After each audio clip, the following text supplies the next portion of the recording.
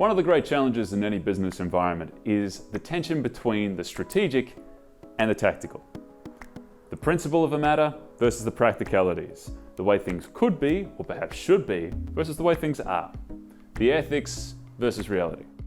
A common example of this in practice is a new graduate comes out of university with a head full of best practice, 4 years of academic theory behind them, all the enthusiasm of youth, and walks smack bang into reality.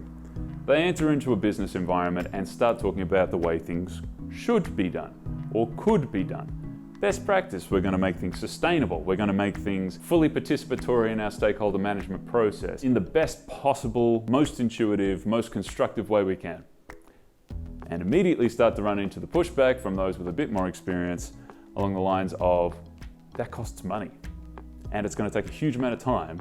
And we've got 15 projects that are due this month, and we don't have time for your high-minded ideas. Meanwhile, by contrast, you have the opposite of this, the old hand. The professional that's been in this company for 30, 40 years and knows it inside and out. Proven track record, knows how to get things done, but is very, very focused as a result on their process. This is how we do things. Please don't challenge that process. I really don't. I'm happy where I am, and I really don't want to move.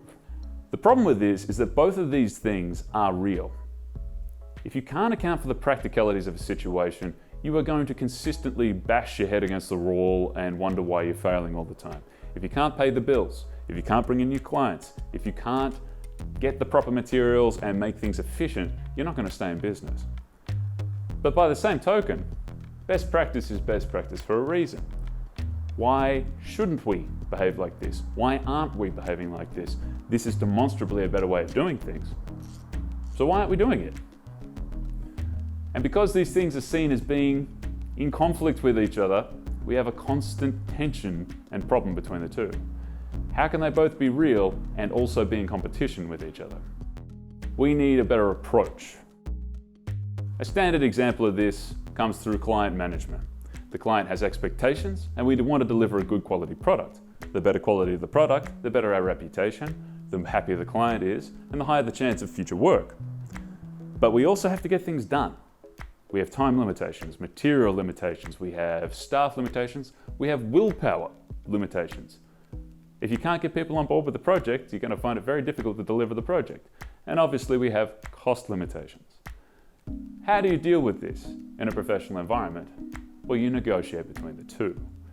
But critically, and where this often goes wrong, is that this is often seen as a choice between the two, whereas it should rather be seen as a process.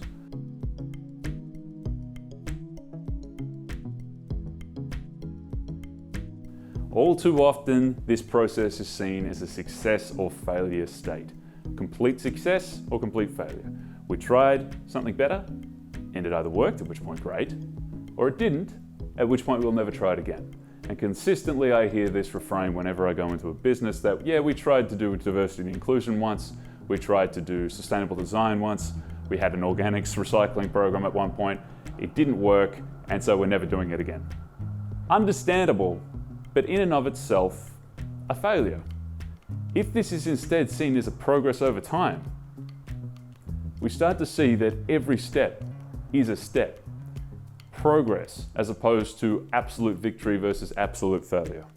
Because progress can only be made through trial and error, by learning from prior experience, the practicalities of the situation, in order to better find our way towards the objective that we seek.